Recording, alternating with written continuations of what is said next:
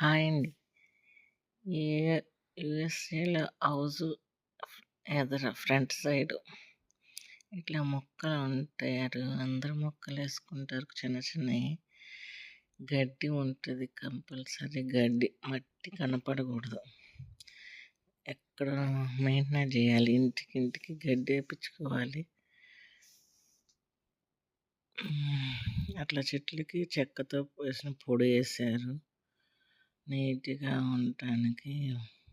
ఈ కమిటీలో అందరూ ఒకేలాగా ఉంటది. ఎదర ఒక చెట్టు ఉంటది. బ్యాక్ సైడ్ ఒక చెట్టు ఉంటది.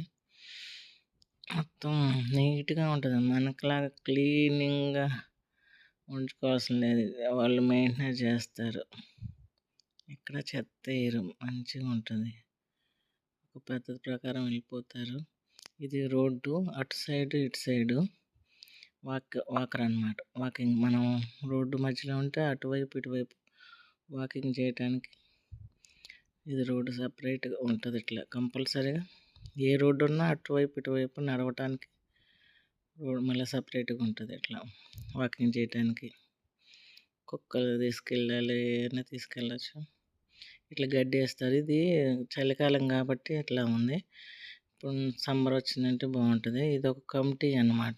ఇక్కడ ఒక 300, 400 ఇట్లా హౌజులు కట్టేసుకొని కమిటీ లాగా ఉంటారు. మన ఒక ఊరిలో చిన్న ఊరు ఎలా ఉంటుందో అట్లాగే అందరూ ఒక కమిటీ లాగా అందరూ కలిసి ఒక కమిటీ చేసుకొని అన్నీ వాళ్ళే మెయింటెనెన్స్ చేసుకుంటారు. ఇక్కడంతా నీట్‌గా మనం ఏం సపరేట్‌గా ఊడవాల్సిన అవసరం లేదు.